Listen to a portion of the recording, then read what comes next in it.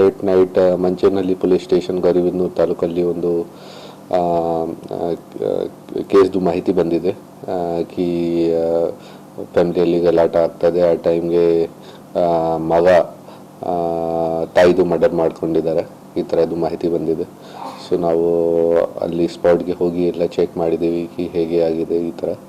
So ಆ ಟೈಮ್ಗೆ ನಮಗೆ ಈ ಥರ ಮಾಹಿತಿ ಸಿಕ್ಕಿದೆ ಕಿ ಇದು ಒಬ್ಬರು ಲೇಡಿ ರಾಮಂಜಿ ಅಮ್ಮ, ಅರೌಂಡ್ 50 ಇಯರ್ಸ್ ಏಜ್ ಇದೆ ಅವ್ರದ್ದು. ಹಸ್ಬೆಂಡ್ದು ಡೆತ್ ಆಗಿ ಸುಮಾರು 10 ವರ್ಷ ಆಗಿದೆ. ಸೊ ಅವರು ತವರ ಮನೆಯಲ್ಲಿದ್ದಾರೆ ಸುಮಾರು ವರ್ಷದಿಂದ. ಜೊತೆಗೆ ಅವ್ರದ್ದು ಮಗ ಕೂಡ ಜೊತೆಗೆ ಇದ್ದಾರೆ, ಚಂದ್ರಶೇಖರ್ ಅವ್ರದ್ದು ಹೆಸರು, ಅರೌಂಡ್ 30 ಇಯರ್ಸ್ ಏಜ್. ಚಂದ್ರಶೇಖರ್ದು ಕೂಡ ಮದುವೆ ಆಗಿ ಅವ್ರದ್ದು ಸೆಪರೇಷನ್ ಆಗಿದೆ.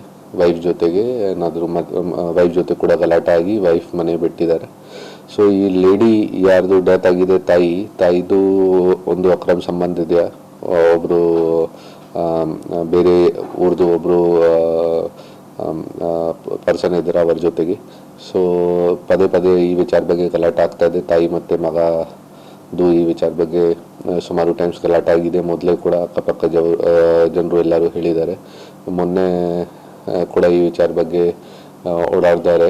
ಈಗ ನಿನ್ನೆ ರಾತ್ರಿ ಮತ್ತೆ ಇದೇ ವಿಚಾರ ಬಗ್ಗೆ ಮತ್ತೆ ಗಲಾಟೆ ಸ್ಟಾರ್ಟ್ ಆಯಿತು. ಆ ಟೈಮ್ಗೆ ಇವರು ಮಗ ಅವರಿಗೆ ಒಂದು ಕಲ್ಲಿಂದ ಅಟ್ಯಾಕ್ ಮಾಡಿದ್ದಾರೆ.